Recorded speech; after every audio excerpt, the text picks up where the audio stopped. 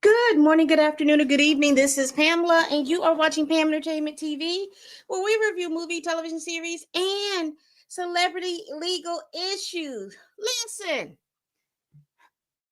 baby, I got over this thing, skimmed it, and child, it looks like UMG says, no, no.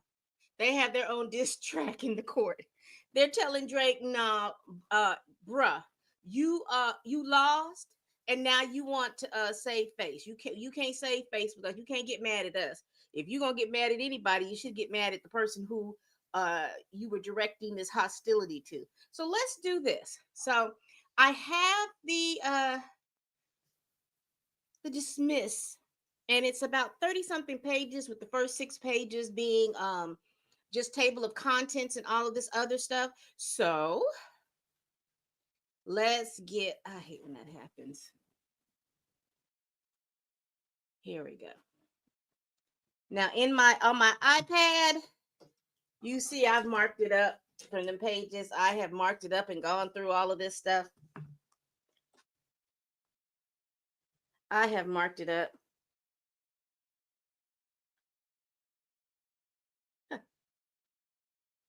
So we won't go over that, but let's go through here. We're going to read this because it's like I said, there is just some serious things in here that I do like to go through, because UMG is really not playing with Aubrey Drake Graham. They seem like they kind of sick of him. All right, so let me go back. I'm sorry. So this is the first page. Again, it says it's 32 documents. It's not that long, so we are going to read this so that you all can hear in real time what UMG was saying. There, you all can see that. So it says here, they're quoting Drake. Yeah, I want it all. That's why I strive for it. Diss me, you'll never hear a reply for it. Drake's in his song Successful. And here's here's the issue for Drake. They have his catalog. Baby, they have his catalog. So they are going through his songs. They're using his words against him. And I'm going to show you where in this lawsuit where that is problematic for Drake. You hear me? Problematic for Drake.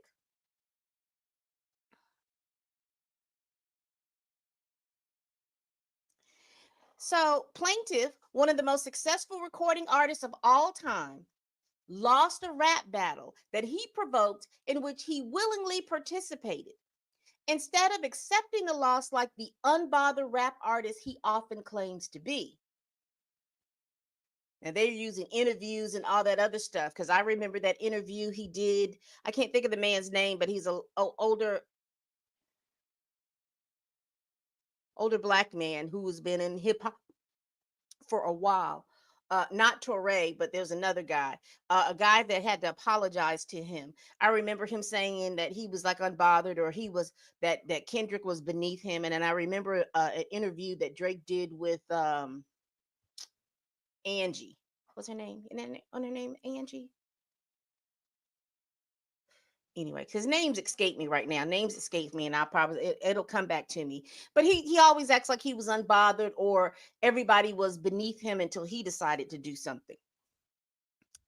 Um, let's see. Instead of accepting the loss like the unbothered rap artist he claims to be, he has sued his own record label in a misguided attempt to salve his wounds. Plaintiff's complaint is utterly without merit and should be dismissed with prejudice. And so here we go. In the spring of 2024, two of the most popular recording artists in the world, Kendrick Lamar and Aubrey Drake Graham, engaged in a high profile rap battle. Over the course of approximately 2 months, they exchanged increasingly vitriolic and incendiary quote unquote diss tracks, sometimes responding within hours of each other. Drake encouraged the feud. For example, when he felt that Lamar was taking too long to respond, Drake released a second recording in which he goaded Lamar to continue the public rap battle. Lamar did just that, and collectively, Drake and Lamar released a total of 9 tracks taking aim at each other. Multiple commentators declared Lamar to be the winner of the battle, and they're probably talking about the reaction community and how they were reacting to this beef. It says, "Not like us, the penulum, pen, the penultimate track in the feud is the subject of the complaint. The recording and music video were released by Lamar through defendant UMG on May 4th, 2024. Not Like Us was a massive commercial and artistic success. The record was the best selling rap record of 2024 and won the Grammy Award for Record of the Year, and the accompanying music video won the Grammy Award for Best Music Video. The song Not Like Us won the Grammy Award for Song of the Year and has become a ubiquitous cultural phenomenon among other things. Lamar performed the song at the 2025 Super Bowl halftime show to a record audience, and Saturday Night Live parodied it in its recent 50th anniversary special. Not Like Us, like all of the recordings in the feud between Drake and Lamar and the many notorious diss tracks throughout rap history, consist of a series of hyperbolic insults. Drake has been pleased to use UMG's platform to promote tracks, leveling similarly incendiary attacks at Lamar, including, most significantly, that Lamar engaged in domestic abuse and that one of Lamar's business partners and managers is the true father of Lamar's son. Baby, they done threw Family Matters right back in your face. Oh my goodness, these people have your whole catalog, Drake. Okay, let's continue. But now, after losing the rap battle, Drake claims that Not Like Us is defamatory. It is not. While the complaint focuses almost entirely on Not Like Us, as well as the conventions of the diss track genre, and thus critically ignores the context of the dispute. Assessed in the context as it must be, Not Like Us clearly conveys non actionable opinions and rhetorical hyper, hyperbole. Hyper, I said the word before. Hyperbole. Thank you.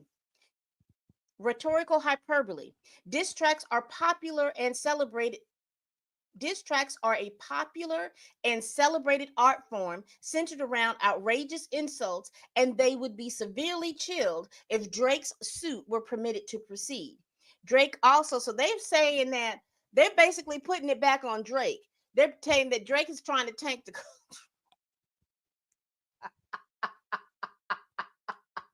because if nobody knows about rap beef and rap battles, is Drake. Because Drake used to sponsor certain rap battles and things like that?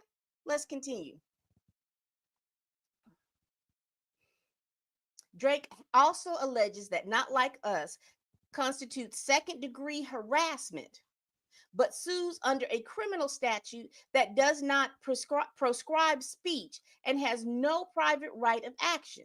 Finally, Drake claims that UMG's promotion of Not Like Us violates New York's general business law, but fails to allege any of the elements for the claim. Notably, notably less than 3 years ago, and this is where they're putting the hypocrisy of Drake. Less than 3 years ago, Drake himself signed a public petition criticizing the quote trend of prosecutors using artists' creative expression against them by treating rap lyrics as literal fact. Baby, because this happened to when remember when Young Thug was arrested and they were talking about the thing. Drake was right there. They're showing Drake, we see your hypocrisy. You sitting up here talking about 3 years ago, free slime, because he the prosecution can't be using rap lyrics to convict people, and they can't be using them in lawsuits against each other and stuff like that. But where are we now? Oh my goodness. And y'all, I am speaking, I don't have anything against Drake. Drake has hits, Kendrick's has hits, but when we just talk about this specific thing, and this is UMG wanting the court to dismiss this case, so I am going to read it, try to read it in their voice, in regards to what they're doing. And when Drake comes out with his, because I've read his petition earlier, and I didn't read the stuff in between because I was waiting for UMG to respond. Good afternoon, Torian. How are you today? Let's see. Where are we? So let's talk to the statements of fact. Well, let me read this last night. The complainant's just unjustified claim against UMG are no more than Drake's attempt to save face for his unsuccessful rap battle with Lamar. The court should grant UMG's motion and dismiss the complaint with prejudice. Baby. And it says the party, so it talks about UMG and all of their stuff, and then it talks about Drake and who he is. They also talk about that they represent Lamar and he is who he is. So here we go. Let's get to what they're talking about. It says Drake and Lamar engage in a vitriolic rap feud. And apologize if I'm stumbling and fumbling over my words. When I get excited, I'll drink something with a little caffeine. And when I do that, it causes me to sometimes flub and stutter because in my mind, I'm going quicker than my words can come out. So charge that to that. It says, not like us, the recording at the center of this action was released as a part of a rap beef between Drake and Lamar. And this is what's important about this, because the way Drake framed his initial lawsuit, it was like Not Like Us came out of nowhere. And Kendrick Lamar got out here and started, quote unquote, defaming him, and he had no contextual there was nothing in context to show that he was in the middle of a rap beat, because remember, he didn't talk about any other song before Not Like Us and after Not Like Us. He didn't talk about any other song. He just talked about Not Like Us. And so they are attempting to contextualize why Not Like Us came about, why this song was pushed forth, and why this song was here. And so let's go ahead and continue. The Not Like Us, the recording at the center of this action, was released as a part. Excuse me, where am I apologize, because I see it on this screen and I see it on this screen, and I'm moving the mouse, child. Whew, so I'll calm down, Pam. The artist fuse reportedly traces its origin back more than a decade, but broke into the public domain in early 2024. So if you're not familiar, Drake has pretty much been salty with Kendrick Lamar since Kendrick Lamar's on Big Sean's track called Control. And now, when he did that track in Control, as I interpreted when I listened to it, it was just basically a battle cry of, I think I'm better than all of y'all, so I'm going to murder all of y'all. I'm going to make sure I murder y'all on the track. Anytime we go together, anytime you put something out, I'm going to put something out. And it's all about competition. Because if you know anything about rap, the way rap music has evolved, it's about competition. MCs want to battle other MCs to see who is the better lyricist. And I don't know if UMG is going to talk about this, because, like I said, I read only a half of it and decided I'm going to read the rest of it on here. But I'm wondering if UMG is going to give a slight history lesson in the culture. Yes, I have. Hey, Mr. YouTube, I have. I have heard about that. I'm going to do a video on that. Uh, but I will tell you what I'm going to do, because his movie comes out this week. So I'm going to do a video, and it'll probably come out next week. But I will tell you this. This is the one thing that I find interesting. Because we had not heard that particular recording. We knew that recording existed because of the fact that they had those recordings in trial, and they were able to pick and choose which recordings could be used in the used in the court case, and that was one of the recordings that was not used. But I will tell you, what I see is when people talk about wanting people, um, how do I say it? When you have a certain, and I did a whole Twitter thread. Go back on my Twitter. It's Pam Entertainment. I did a whole Twitter thread trying to explain we never can get past certain things. Now, I don't want anybody to mishear me. Uh, we can never get past anything if we continue to if we don't allow a person to do something. It's almost like you want a person to grovel, but you're not the entity that that person should be quote unquote groveling to. And when you put this stuff back, it's like you don't want anybody to move past that, you know. And so I think it was a hit piece. I think Cheyenne has some kind of I think if you look back into Cheyenne, I think that there is probably some ancestral relationships going on. And what I mean by that is there is an organization that gets, it's an organization of women that get together and they talk about uh, uh, their issues and problems with the men in their life, the successful, popular celebrities, men in their lives. And from what I understand, and I may have be speaking this, yeah, but the way I understand it is that they pick and choose which celebrity man they're going to bring down. And it is my understanding, allegedly, that she has a close tie to this group.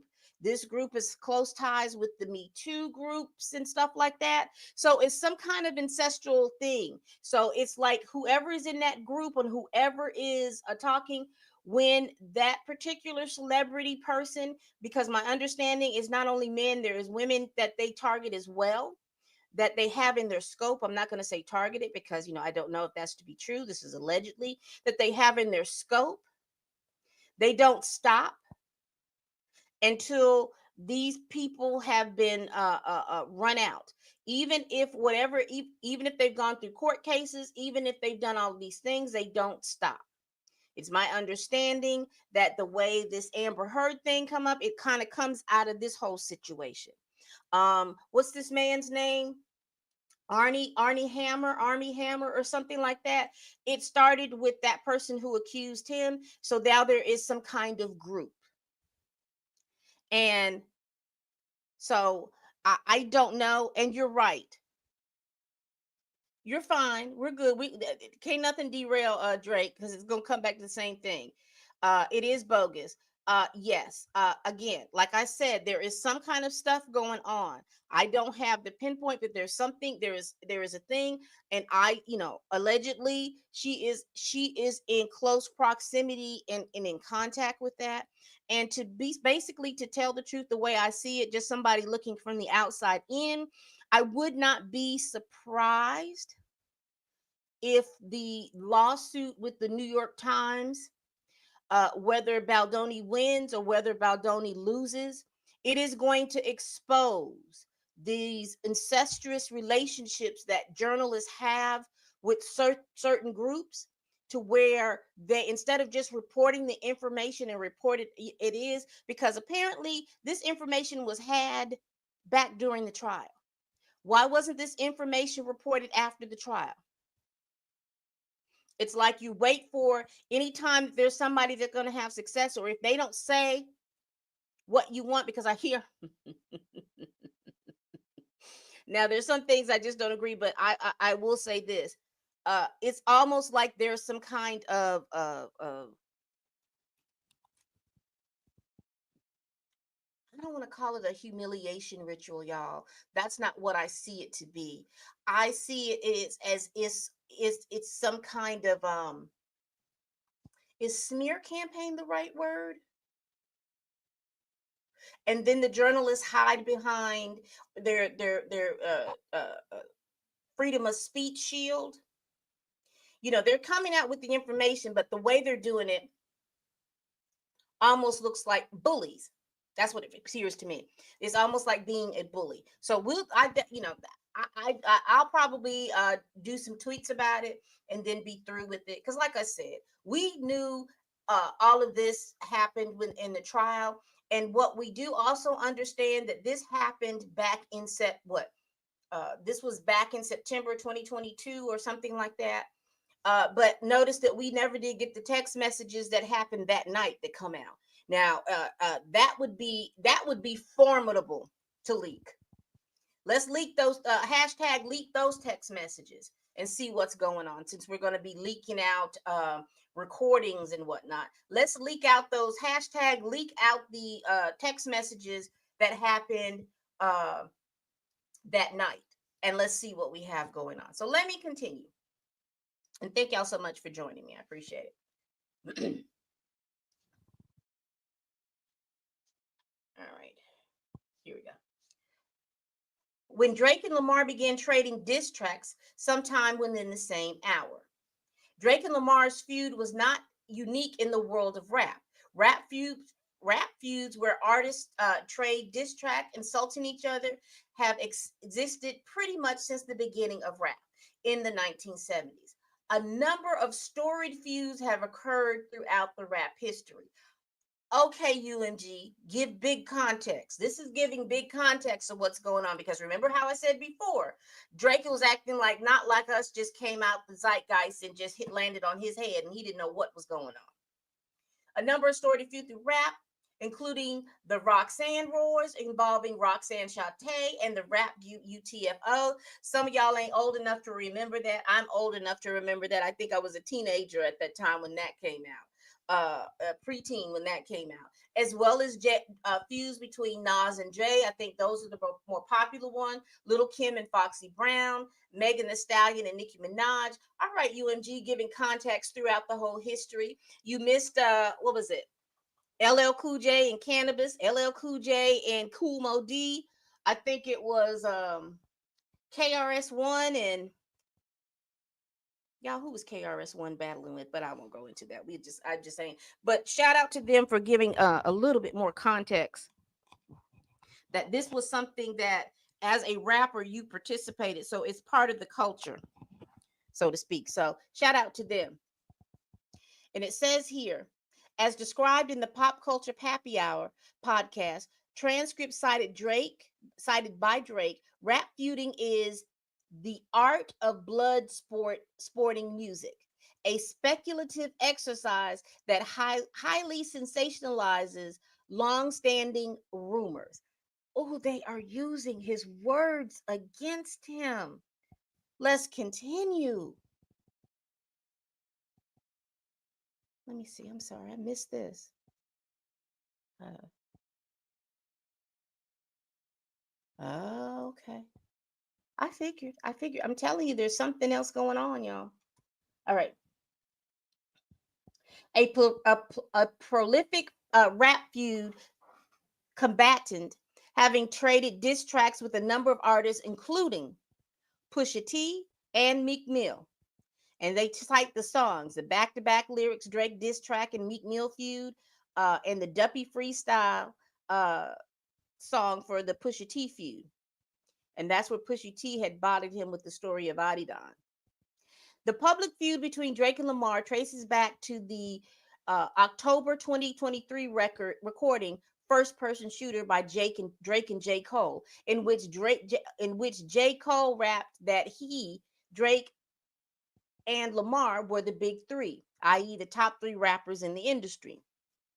In response, Lamar appeared in the March 2024 track "Like That" with artists Future and Metro Boomin, in which he rejected the notion that Drake and J. Cole were his equals, rapping MF the Big Three, it's just Big Me. Drake responded in April 2024 with the track Push Ups, and they're talking about where they were distributed. That was distributed by UMG. The recording takes aim at Lamar insulting his height, how the F you big stepping with the size 7 men's on, and pipsqueak pipe down, you ain't no big three, and his career. Your first number one, I had to put it in your hand. Your last one bricked, you really not the shit. And I'm on the top of the mountain just to have this talk with your butt. I had to hike down. Mm. He also encouraged the feud, stating, and that effing song y'all got did not start the beef with us. This shit been brewing in a pot. Now I'm heating up. Mm. Boy, I tell you, when you why is you beefing with folks that got your tea?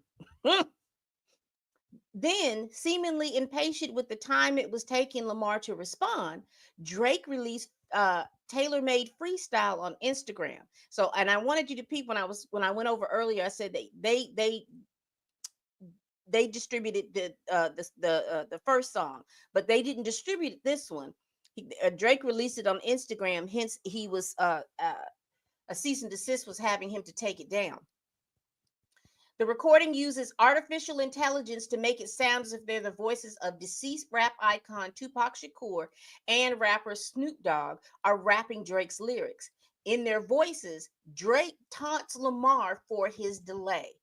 More notably, for present purposes, Drake urges Lamar in the voice of Tupac to talk about Drake liking young girls. Oh, what's that ether beat? Dun dun. Let's continue. On Lamar's next track, Kendrick, We Need Ya, the West Coast Savior, engraving your name in some hip hop history. If you deal with this viciously, you seem a little nervous about all the publicity. Bump this, F this Canadian light skinned dot. We need a no debated West Coast victory, man. Call him a bitch for me. Talk about him liking. Here it is. Ooh, life lesson, baby. Don't beef with nobody who don't have nothing to lose. Nobody who don't have nothing to lose. If you got a lot to lose, don't beef with them. But they using his own words against him. In the voice of Snoop Dogg, he says, but still, you got to show this effing owl who's bossed on the West. Now's the time to really make a power move. Cause right now it's looking like you writing out the game plan on how to lose, how to bark up the wrong tree and then get your head popped in a crowded room. World is watching this chess game, but are you out of moves? And in his own voice, he raps, since like that, your tone changed a little. You not as enthused. How are you not in the booth? I feel like you kind of removed. You're trying to let this die down. Nah, nah, nah. Not this time, N word. You are following through. I guess you need another week to figure out how to improve. What the F is taking so long? We waiting on you. So then Lamar responded with two tracks: Euphoria, released by UMG on April 30th, followed by 616 in LA, released by Lamar on Instagram on May the 3rd. It says Lamar raps on of Drake and Euphoria. The famous actor we once knew is looking paranoid and now spiraling. And a pathetic master manipulator. I can smell the tails on you now. You're not a rap artist, you're a scam artist with the hopes of being accepted. He criticizes Drake music. I make music that electrifies him. You make music to pacify him. He attacks his use of Tupac's voice on Tailor Made Freeside. I'm ready to double the wage. I'd rather do that than to let a Canadian N word make Pac turn in his grave. Attacks his parenting. I got a son to raise, but I can see you don't know nothing about that. And insults his character and racial identity. I hate the way that I hate the way that you walk, the way that you talk. I hate the way that you dress. I hate the way you sneak this. If I catch flight, it's gonna be direct. How many more fairy tale stories about your life till we had enough?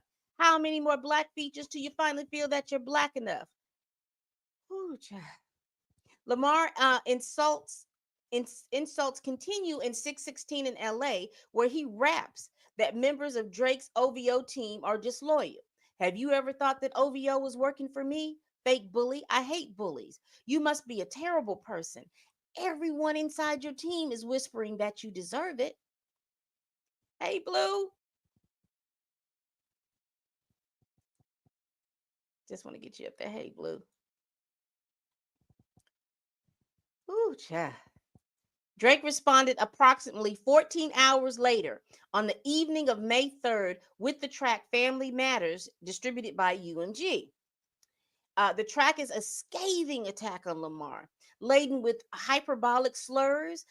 Drake attacks, among other things, Lamar's authenticity. You just acting like an activist. It's make believe. He mocks his height. He's always say, "I overlooked him. I was staring straight." These bars go over Kenny's head, no matter what I say. States that Lamar cheats on his fiance. Why did you move to New York? Is it because you live in that bachelor life? Proposed in 2015, but don't want to make her your actual wife? I'm guessing this wedding ain't happening, right? Because we know the girls that you actually like. Your darkest secrets are coming to light. And asserts that one of Lamar's children was fathered by one of his business partners and managers, Dave Free. Your baby mama, and this is what he says, your baby mama's captioned always screaming, "Save me." You did her dirty all your life. You trying to make peace. I heard that one of the little kids might be Dave Freeze.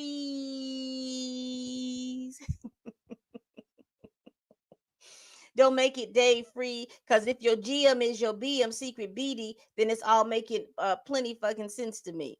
Mm, mm, mm. Drake also rap. It, y'all, and I'm reading this stuff, but as I'm reading this stuff, I'm sitting here like, who they using all his stuff against him? Because again, as I read in the initial complaint filed by Drake, the initial petition filed by Drake, he was acting like not like us just came out of the air, and Kendrick Lamar dropped that without giving context to what happens. And this is a prime example of when people who cry wolf, or when people are fighting with people. um you have people that will do these things to somebody, and then when they react to what you have done, they'll turn over the person who initiated the stuff will turn around and play victim, as if the reaction was actually the action that started it. And this is how Drake's initial petition panned out. He was acting like, "Oh my gosh, I'm a rapper and they're just defaming my name," without giving any context to what was going on. We all had context, but if you're talking about being in the court of law, and most of the people who show up for jury duty don't have any inklings about rap battles, because I know y'all get the notice, but y'all don't want to go, and we need you. Black folks, we need you sitting in the, oh, I'm sorry, in the jury pool. I'm sorry. Let's go. Drake also raps that Lamar physically abuses his fiance, stating, "When you put your hands on your girl, is it self-defense because she's bigger than you?" And they hired a crisis management team to clean up the fact that you beat on your queen. The recording also makes various other allusions to violence, including gun violence. Drake opens that he has emptied the clip over friendlier jabs, asks which one of my so called N words needs a shell from the clip, and raps, "Come get this ass whooping, I'm handing them out." The track closes with Drake, "You're dead, you're dead, you're dead. There's nowhere to hide, there's nowhere to hide." Multiple gunshots also sounds at various points in this recording. Lamar responded with two more back to back tracks, "Meet the Grams," followed by "Not Like Us." In "Meet the Grams," released approximately 30 minutes after Family Matters, Lamar directs his insults to various members of Drake's immediate family and to Drake himself. "Not Like Us" was released on May the 4th. I'm surprised they didn't go into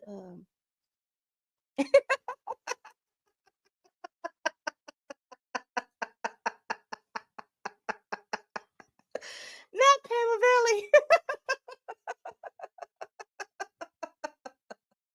Not Like Us was released on May 4th. Like the diss tracks before it, Not Like Us consists of hyperbolic insults.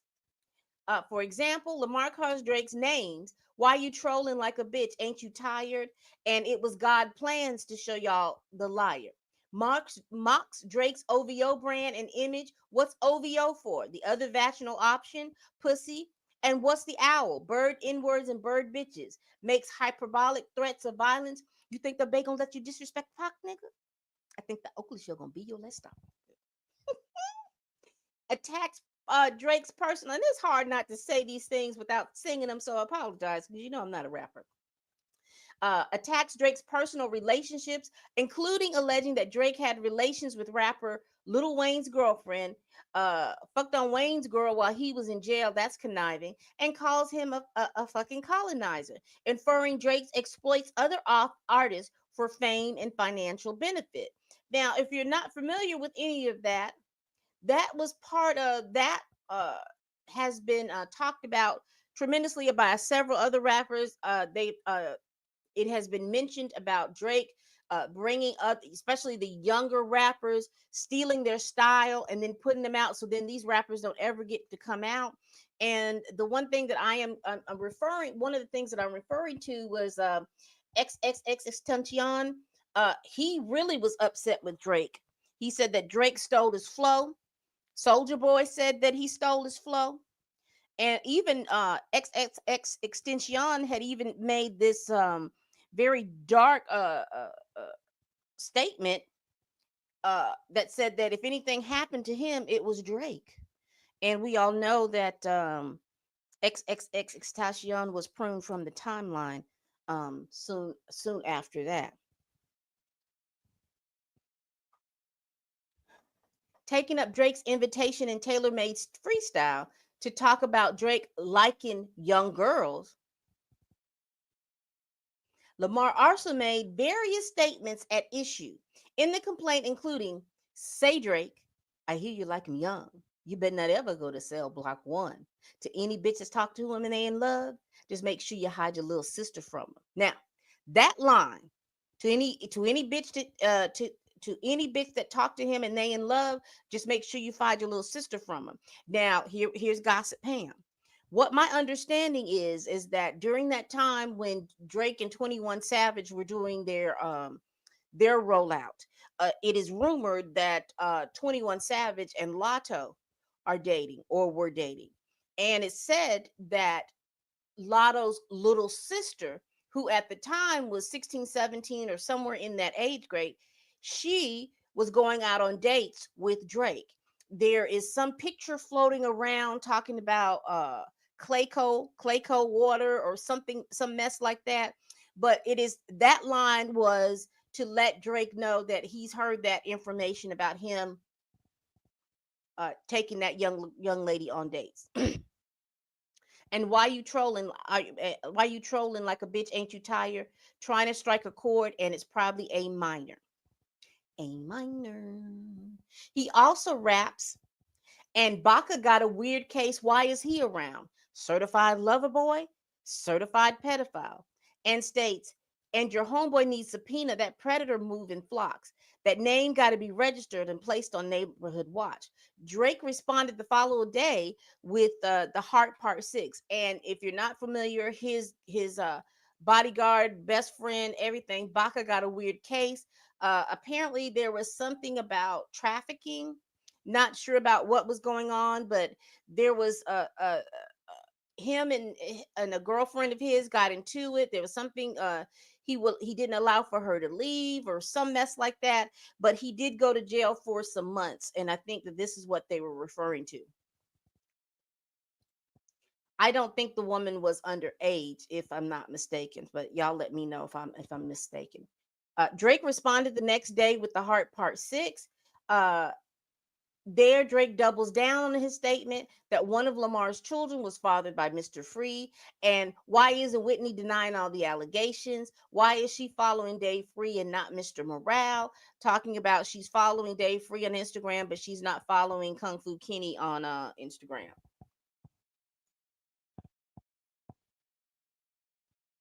Dave leaving heart emojis underneath pics of the child.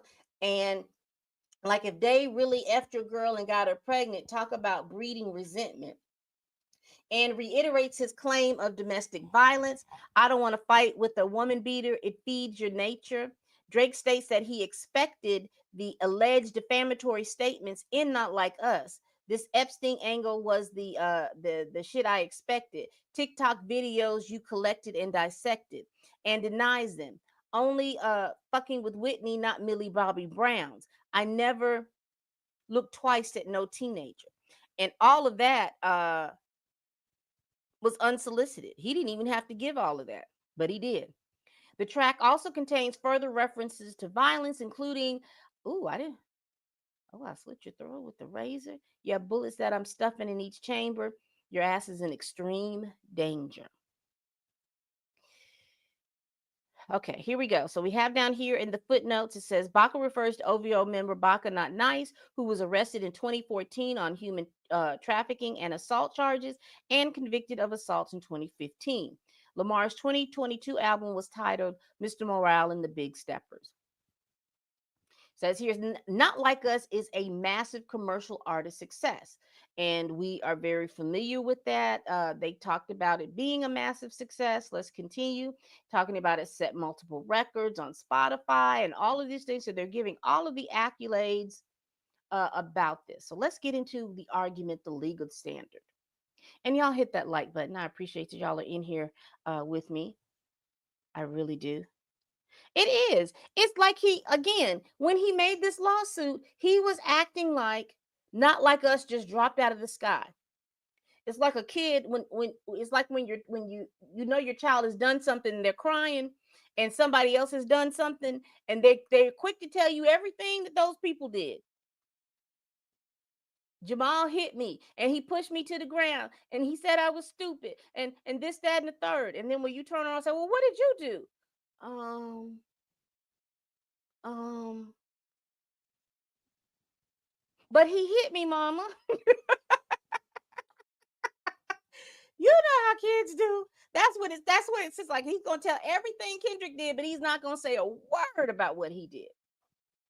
It says to survive a motion to dismiss under Rule 12b-6, a complaint must plead enough facts to state a claim to relief that is plausible on its face. The court can credit only well pleaded, non conclusory factual allegations and must disregard legal conclusions. In certain circumstances, the court may permissibly consider documents other than the complaint in ruling under a motion, ruling on a motion under Rule 12b-6. Now, if you're not familiar, if you've been following my channel, where have we heard 12b-6 before? This is the legal standard and the ruling that the New York Times is trying to get out of the lawsuit with Justin Baldoni. All right. So let's see. Complaint and ruling in motion in 12b-6, such as documents incorporated in the complaint by reference and matters of which a court may take judicial notice. The latter character, hold on. Do y'all have this problems? You have like one mic that'll work good one day, then it'll stop. So then you got to go to this other mic, and then it'll work well, and then it'll stop. If y'all got suggestions for good mics, put it down in the comments. Let me know. Because I've got 3 mics and all of them are just like, and of course they were inexpensive too. So I don't want to buy the expensive mic, but if I can find a middle of the road mic that would work well for me, I appreciate it. The latter category includes, quote, the fact that press coverage contains certain information, as well as other publicly available documents.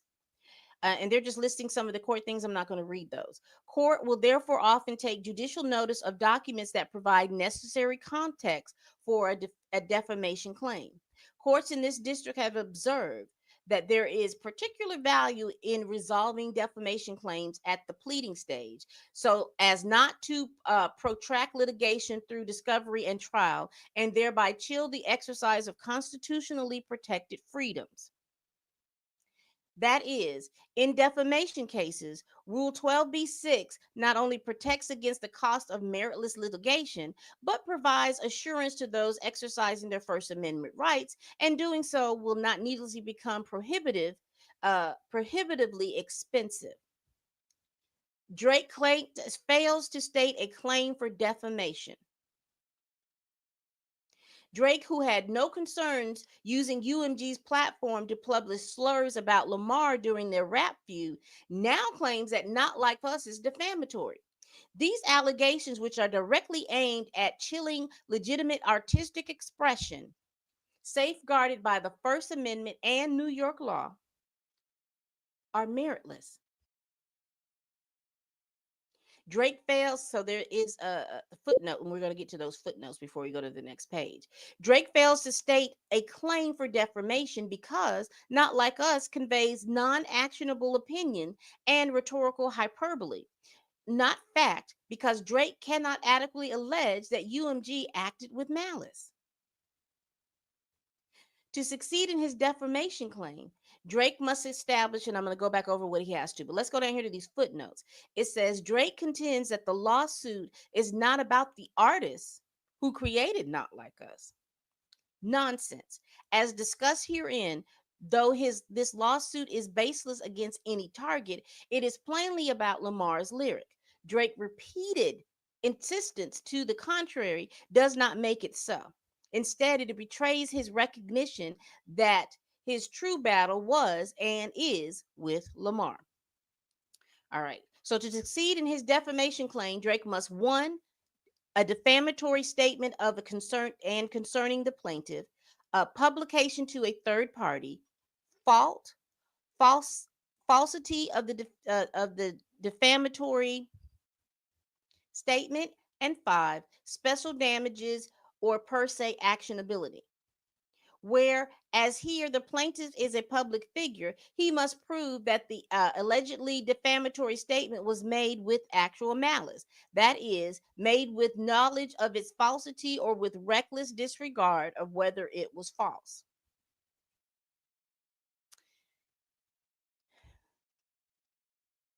He may have issues. There is video of him with the Bobby Brown girl. There are video evidence from influencers who at that time were underage. They were 15, 16, 17 respectively. They went to this white party with Drake. And if you remember in the beat change in Euphoria, I think it was Euphoria.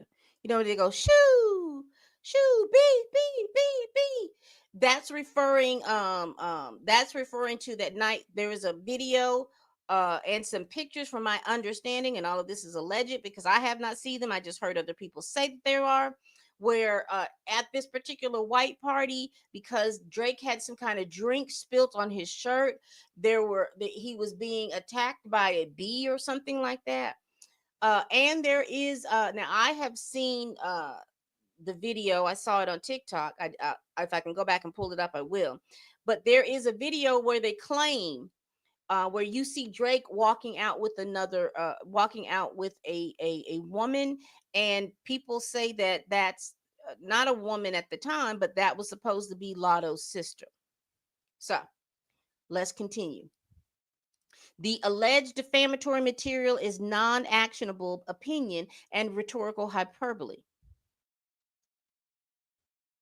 To be defamatory, a publication must convey fact, not opinion or a rhetorical hyperbole. Expression of opinion as opposed to assertion of fact are deemed privileged and, no matter how offensive, cannot be the subject of an action for defamation. Whether a statement is fact or opinion is a question of law for the court.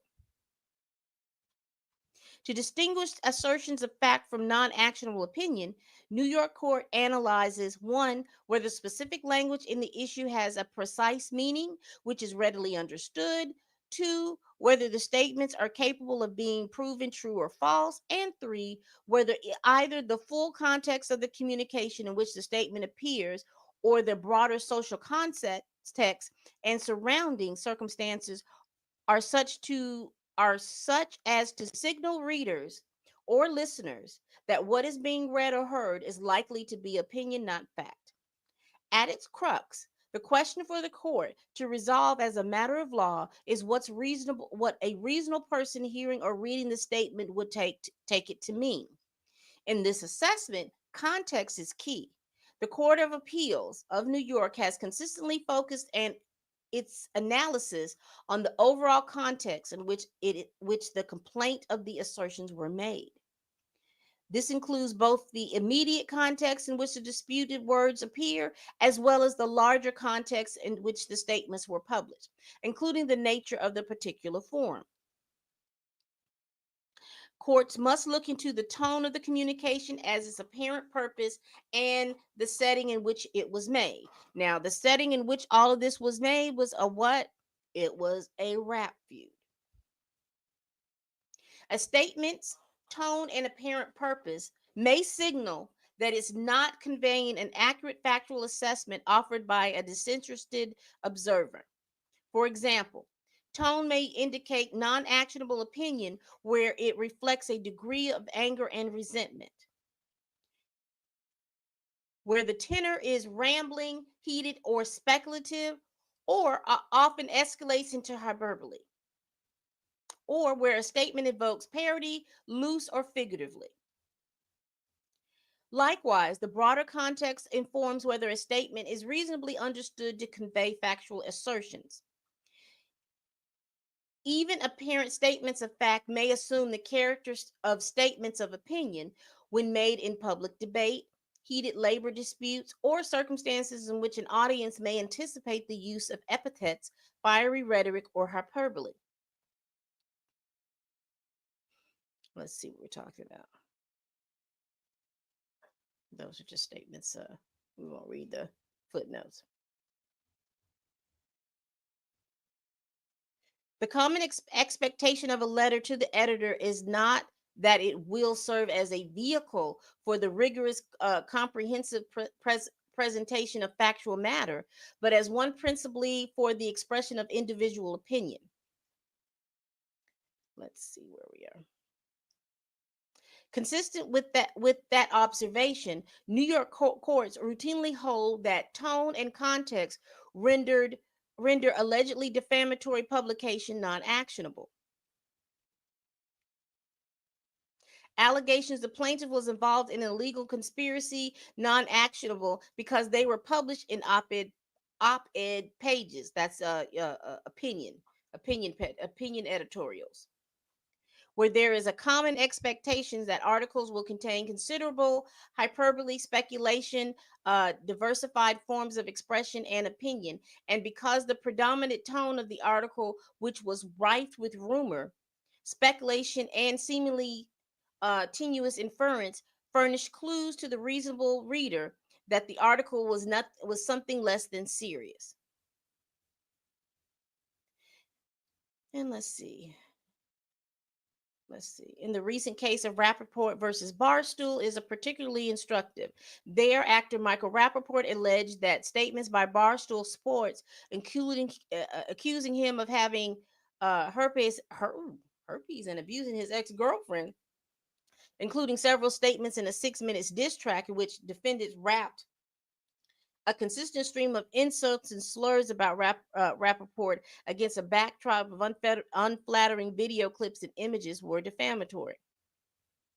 The district court rejected the claim as a matter of law. We won't go into that. Let me see.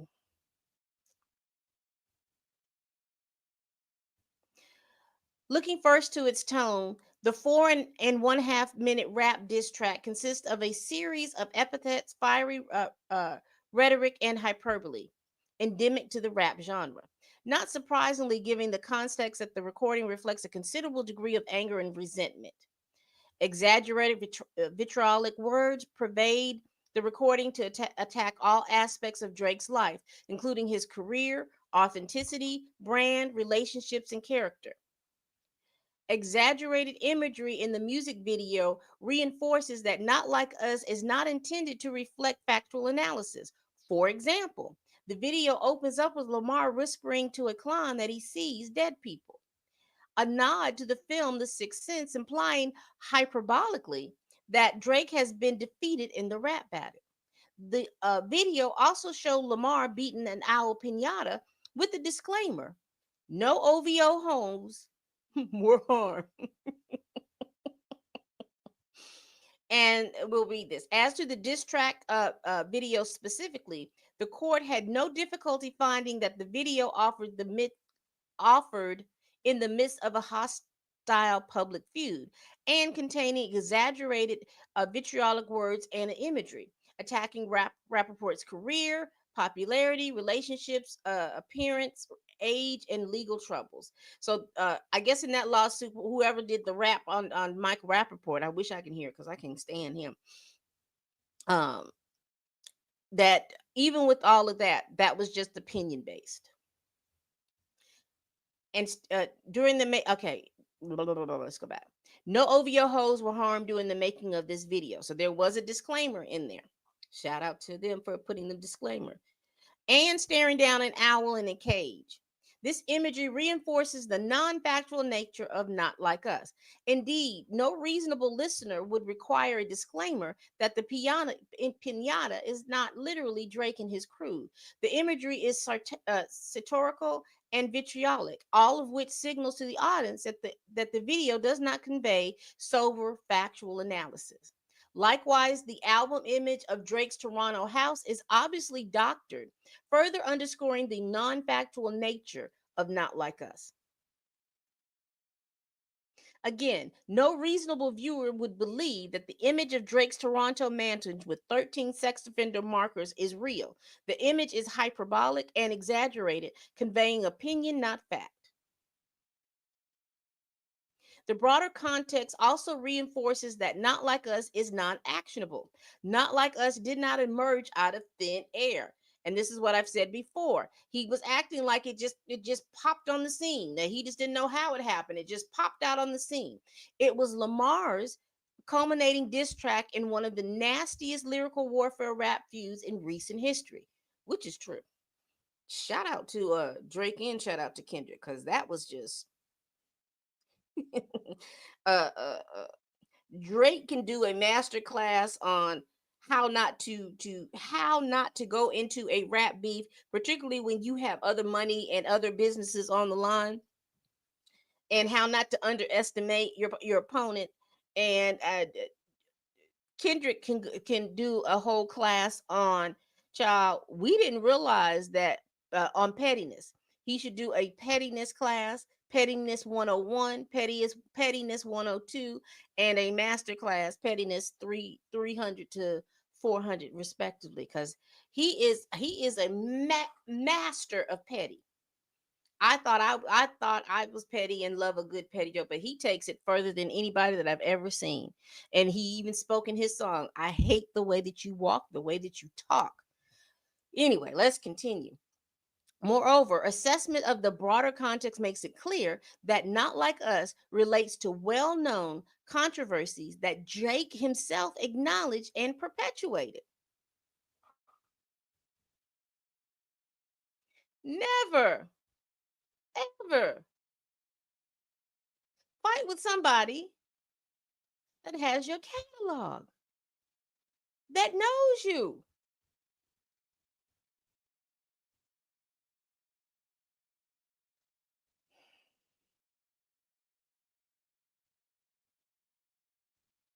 Statements not actionable, considering the overall context in which the statements were made. A reasonable listener would not have believed that the challenge statements were conveying fact about the plaintiff rather than opinion, because the statements were based on facts that were widely reported by Western New York media outlets and were known to the listener. Statements that plaintiffs, let's see, facts and criticism concerning Drake's relationship with minors predate Not Like Us and have been widely reported. Noting that Lamar is indicating Drake for years of rumors and speculations around his misbehavior around minors, and that Millie Bobby Brown is one of the things that most people are aware of when it comes to Drake and the rumors around him. She talked about texting with Drake when she was young, a minor. Notably, Drake himself called on Lamar to invoke these allegations in Taylor Made's freestyle, released before Not Like Us, in which he had a Tupac AI generated voice rap that Lamar should talk about Drake liking young girls. In the Heart Park 6, Drake also affirmed that he understood Lamar's statement in Not Like Us, refer to the Millie Bobby Brown controversy. So Drake knew what he was talking about in the first place. So how can you defame somebody when all it was you already knew what he was talking about? We all knew what he was talking about. There's video and reports about what he's talking about. Not about being in a relationship, but about him being very chummy with someone underage, being the big age that he was. Because I think she was like 15 and he was 30. Now he claims he was just trying to help her out with relationships and dating, but that wasn't his role.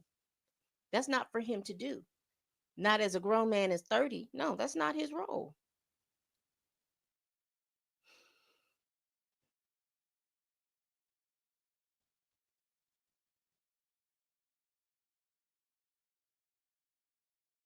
Stating this Epstein angle, which was the shit I expected. So you expected it. And only fucking with Whitney's, not Millie Bobby Brown's. I never looked twice at no teenager. And that's a double right there because Whitney is, you know, he went from the Whitney who was married to the Bobby Brown, and then Whitney is Kendrick Lamar's fiance's first name. Clearly, Drake himself understands that Lamar's lyrics refer solely to well known issues. So here we go. It says, see also EGRGA, let's see, news article covering video of an adult Drake kissing and fondling a 17-year-old at the concert. Bam. News articles covering criticisms of adult Drake's friendship with Millie Bobby Brown. Ooh, when the latter was 14. Bam.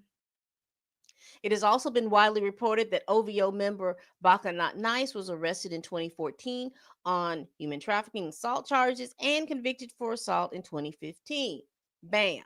All those referred into the song. Baka got a weird case. Why is he around? He's a certified lover boy or a certified PDF file. While the fact that Not Like Us was released in the context of a combative and vitriolic rap diss battle, it would be obvious and to the even most casual observer that Not Like Us is not an accurate factual statement offered by a disinterested observer.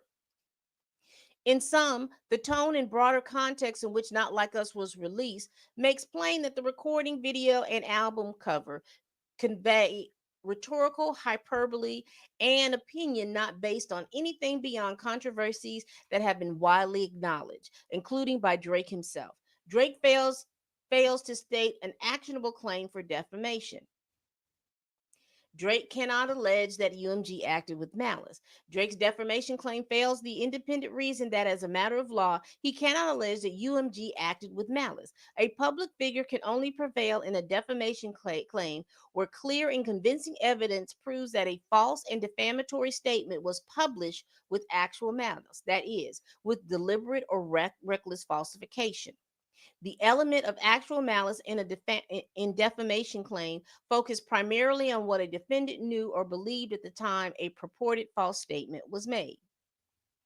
Says here in the footnote for the 11, Drake alleges that statements in Lamar's Euphoria, including "Don't tell no lie about me, and I won't tell truths about you," and "I know some S," implies that any future allegations levied by Lamar against Drake would be based in truth, an undisclosed fact, not rumor or opinion. These statements are plainly too vague to ascribe to such content, and Drake omits the full statement, which is that "I know some shit about N words that make Gunna wanna look like a saint." That has nothing to do with this case, but rather refers to the rap artist Gunna, who was criticized for allegedly snitching in a criminal case. Drake likewise understood this jab in the same way rapping on Family Matters. Can't be rapping about no ratting that we can't read. Drake again ignores the broader context that both parties traded these sorts of jabs. For example, Drake in Family Matters claimed with respect to his own unfounded allegations that your darkest secrets are coming to light. He made similar assertions in the Heartbark 6 rapping, "What about the bones we dug up in that excavation? And why isn't Whitney denying any of the allegations?" So to dismiss a defamation plaintiff must allege specific facts that plausible evidence actual malice in a clear and convincing manner. Courts recognize that in certain circumstances, such as works of fiction, parody, and satire, the actual malice inquiry must focus on what the publisher subjectively intended to convey. For example, where the speaker intends his statement as an outrageous parody or caricatures, there may be no consciousness that the speaker is publishing something false because the speaker does not think he is publishing a statement of fact and therefore lack the subjective knowledge or recklessness as to the falsification of a statement of fact required. To show actual malice, fact required to show actual malice. Let's go down here. They're talking about wrestling. So to hear, there is no basis for a claim that any person at UMG had the subjective intent to publish false factual statements about Drake. UMG released a rap diss track conveying the fiery rhetoric and insults, not factual assessments, much less false ones.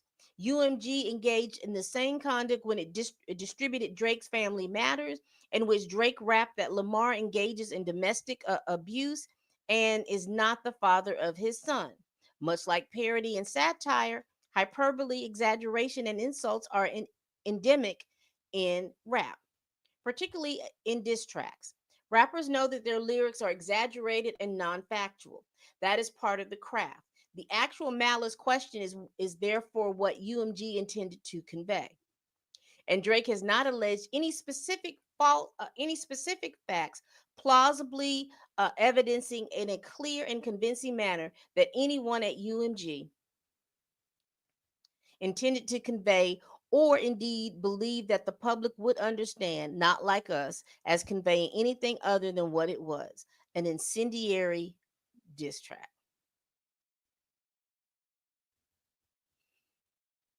Hmm.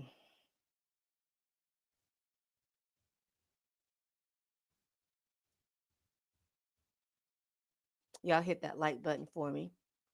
We don't have much to go.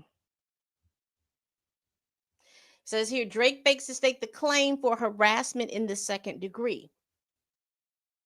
Drake further asserts a criminal claim for harassment in the second degree on the theory that Kendrick Lamar issued a call to violence against Drake and Not Like Us with threats of violence, and that the song thus amounts to incitement. This fails for multiple reasons. He must have been talking about that section about disrespecting pop, and that Oakland show would be your last stop. Ooh. First, there is no private right of action. Where a penal statute does not expressly confer a private right of action on an individual pursuing civil relief, recovery under such a statute may be had only if a private right of action may fairly be implied. This requires considering, quote, whether creation of such a right would be consistent with the legislative scheme, which is not the case when there are alternative enforcement mechanisms. Section 240-26 does not satisfy this test because nothing distinguishes it from every other run of the mill criminal statute that lacks a private right of action.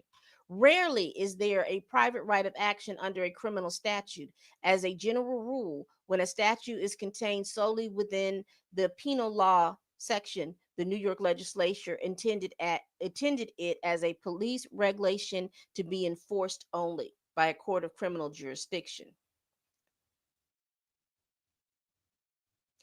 Even if this state statute did have a private right of action, the harassment claim would fail. The statute requires that UMG act with intent to harass or annoy or alarm Drake.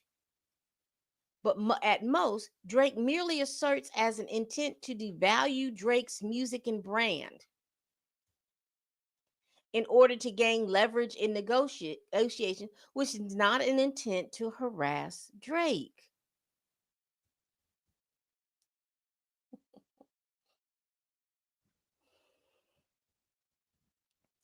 And regardless, this allegation is speculative, conclusory, and illogical. Drake does not even attempt to explain how a contract with Drake would be more profitable for you.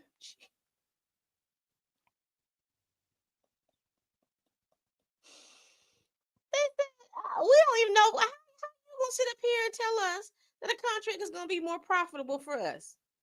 It best should be. And we know how these record companies work. They try to make sure that they get everything out of you. And if they saw a lot of profit in you, you best believe, regardless of what's going on, they're gonna want to sign you. If Drake was quote unquote devalued after all, any decreased leverage would presumably come from decreased revenues and thus decreased profits. Moreover, Drake's allegations are contradicted by his allegations that UMG had the opposite incentives with respect to re signing Lamar. Furthermore, 240.26 does not proscribe pure speech, which is what is at issue here. Indeed, if 2040-26 did proscribe speech, then it would be struck down. The New York Court of Appeals has invalidated multiple laws that purport to criminalize harassing speech.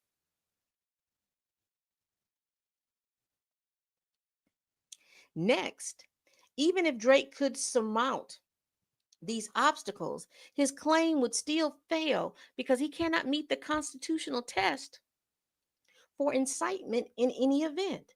Under the First Amendment, incitement can be proscribed only where the speech is directed to inciting or producing imminent lawless action and is to incite or produce such things. You can't scream fire in the middle of a movie theater and say that's free speech. You incited the whole situation because you knew people were going to be moving and running and doing all kinds of stuff and getting hurt.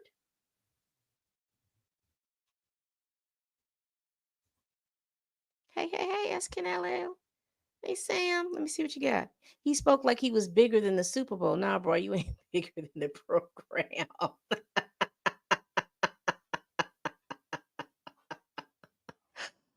Oh, gosh. Ah, your mistake was picking a fight with an African American Kendrick born in the culture who grew in the hood. You were never going to win regardless. The truth is the truth. Well, he thought he was. He thought he was. He thought he was. First, even accepting um, Drake nonsensical theory that UMG wanted to devalue his brand. And they made a statement. Look, that's what I was looking for up here. There was a statement made up here, right here.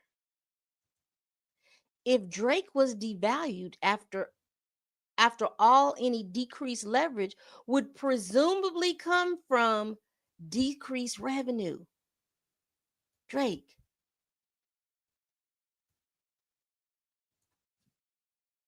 decreased revenue.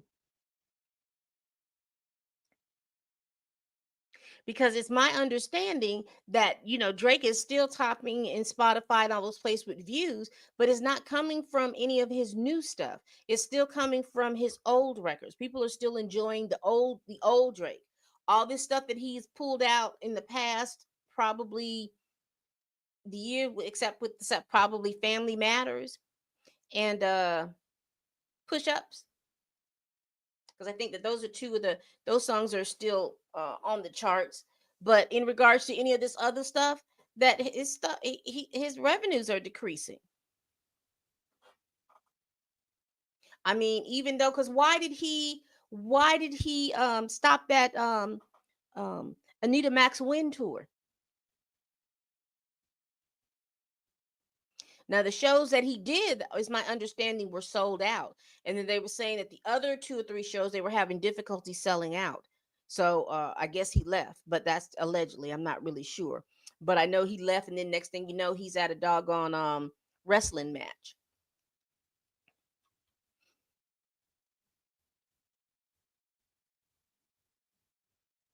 Second, The lyrics of Not Like Us are not likely to incite or produce imminent lawless action, or even qualify as speech which alarms or seriously annoys. It's a rap diss track. And I guess they're trying to tie it in because in that petition that Drake filed, he was saying that he was trying to correlate because of this rap beef where they've been going back and forth in this rap battle, that when someone shot up his house, he was trying to correlate that back to the rap battle.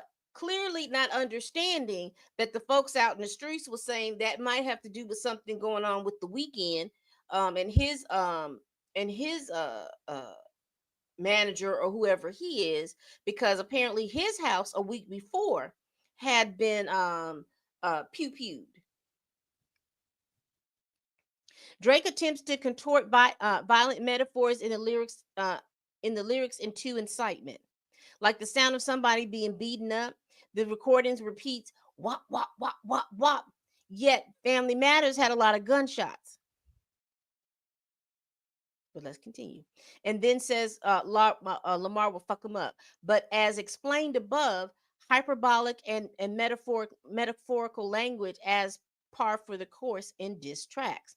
Indeed, Drake's own diss track employed imagery such at least as violent, such as gunshots. Listen to that. Uh, like you're dead. There's nowhere to hide. Out your throat with a razor. And yeah, bullets that I'm stuffing in each chamber. Your ass is in extreme danger. And in short, with his defamation claim, Drake seeks to chill a form of artistic expression that he himself has embraced. And remember, I told you before earlier in this where they clocked Drake. They basically said, "Here you were 3 years ago talking about free Young Thug and Gunna, and don't use rap lyrics. It shouldn't be rap lyrics. Should be used as evidence in a case, and all of this other stuff." But here we are being hypocritical. Courts have rejected far stronger claims of imminent lawless action than a rap diss track lyric. Finally, Drake fails to allege, because he cannot, that UMG acted with no legitimate purpose in publishing and promoting Not Like Us. The phrase no legitimate purpose means the absence of a reason or justification to engage someone other than to hound, frighten, intimidate, or threaten.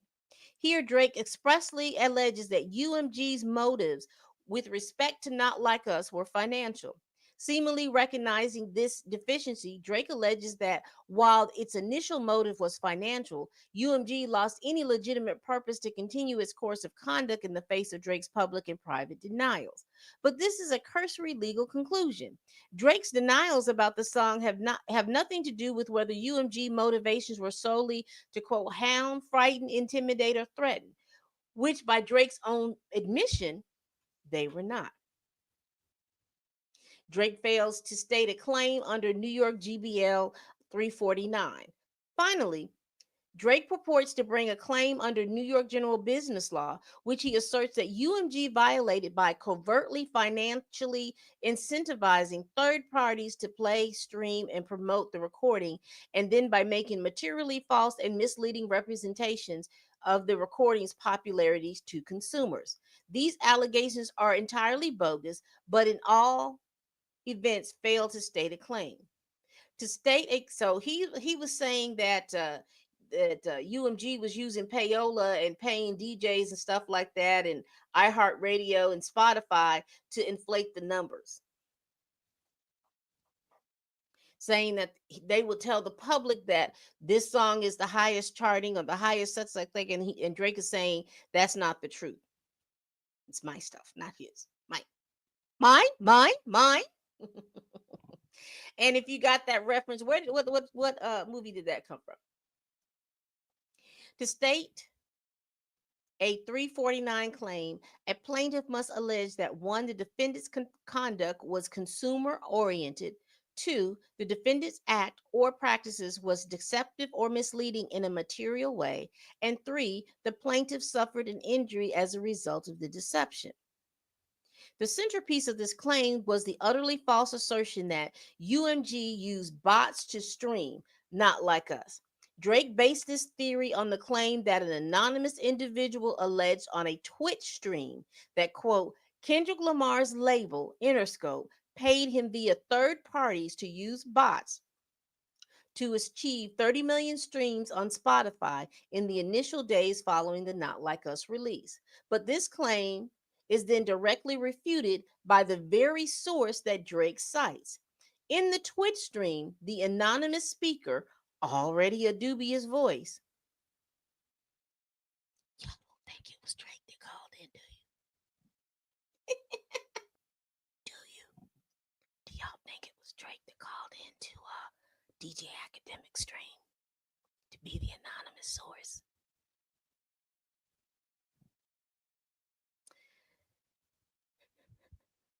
But this claim is then directly refuted by the very source that Drake cited. In the Twitch stream, the anonymous speaker, already a dubious source, claims that he was hired by, quote, Anthony Salah, who is Kendrick Lamar's manager. UMG and Interscope are never accused. Critically, after UMG notified Drake's counsel of the falsity of Drake's allegation via a Rule 11 letter accompanied a Rule 11 motion, Drake conceded the falsity and agreed to withdraw and correct the meritless allegation. So you know that he pulled out he removes Spotify was removed from the lawsuit and he quote unquote settled with iHeartRadio. Despite this concession, Drake has refused to actually amend the complaint to withdraw the immediately false allegation until after UMG files the motion to dismiss. What is left of the 349 claim after subtracting the bogus string manipulation theory is equally spurious. As an initial matter, all of the remaining allegations are made on, quote, information and belief without stating the basis therefore. Drake has also received information that UMG engaged in a classic pay for play scheme by paying to increase the airplay of the recording on the radio. On the information and belief, UMG employed a similar scheme by paying social media influencers to promote and endorse the recording video. This is, of course, improper pleading and warrants dismissal. Moreover, 349 requires a plaintiff to allege that he suffered an injury as a result of deception. Yet, now that artificial streaming is out, Drake does not assert that any of UMG's other supposedly deceptive conduct injured him, save for putative statements concerning the popularity of Not Like Us on the radio. Plaintiff was separately injured as a direct and proximate result of defendant's deceptive acts and practices in the radio industry because every time the recording was played, Drake lost the opportunity from one of his songs to be played. He says, but those allegations are insufficient. First, there is no consumer-oriented conduct. The deceptive act Drake alleges is that UMG marketed the recording as a uh, chart topping, despite knowing that it had paid third parties, including radio stations, to play and promote the recording. But his complaint alleges only that UMG marketed Not Like Us as a chart topping on its website for licensing on television and in film. Statements aimed at the television and film industry concerning licensing rather than consumers are not consumer oriented conduct.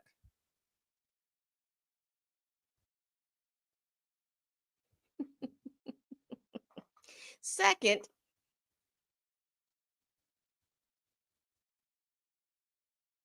Drake does not allege that this statement was deceptive or misleading in a material way.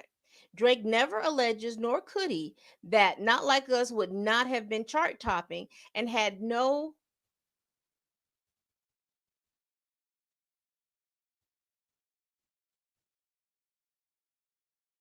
and had not, okay, had not been for the alleged payments at issue, nor does he include any allegations to as to why the quote chart topping claim would be material in any event. Third, Drake's allegation of injuries are injuries and causations are lacking. Drake's theory, quote, every time the recording was played, Drake lost the opportunity for one of his songs to be played, is wildly speculative and is not cautionable.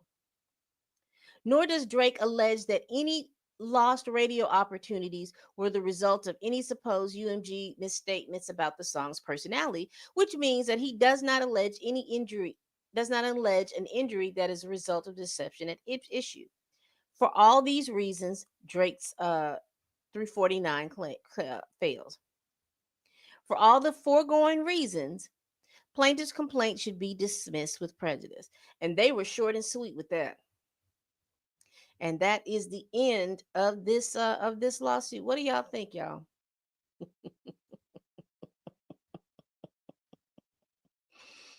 Ooh, what do y'all think? Uh-oh, let's get this change. Here we go.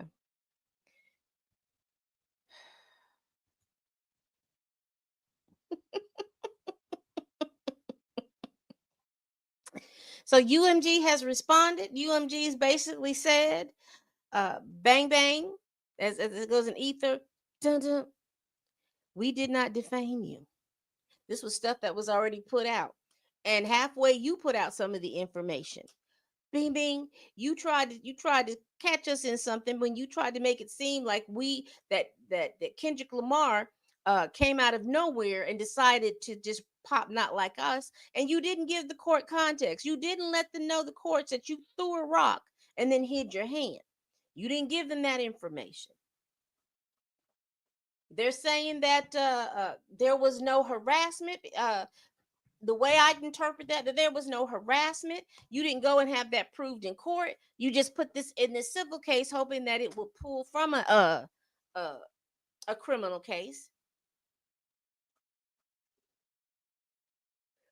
And don't mishear me. They can. Courts have done this. Has done it before. They go, if you file a civil suit and you find that there is some um, there's some criminal activity, the prosecutors can come in and file a criminal charge. And if we don't think that that's so, I mean, why you think Diddy is sitting in jail right about now?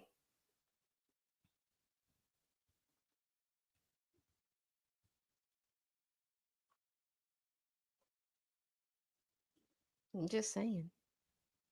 All right, people. We do this every week. So once the court responds, or if Drake does an amendment to this complaint, I will definitely come back and let you know. But right now, we had UMG, the lawyer, shout out to those lawyers. They masterfully threw Drake's words back in his face. They threw his lyrics back in his face. They showed that his argument was illogical. Because if you believe that it was all this pay for play, now don't get me wrong. UMG has been in all fairness to Drake, UMG has been sued and has had to pay fines for pay for play and payola. And that's been about what, 2006, 2007, 2008ish, somewhere in there. So it's not above reason to believe that that could still happen. People say, well, they don't do that again. No, they just change their tactics so they don't get caught.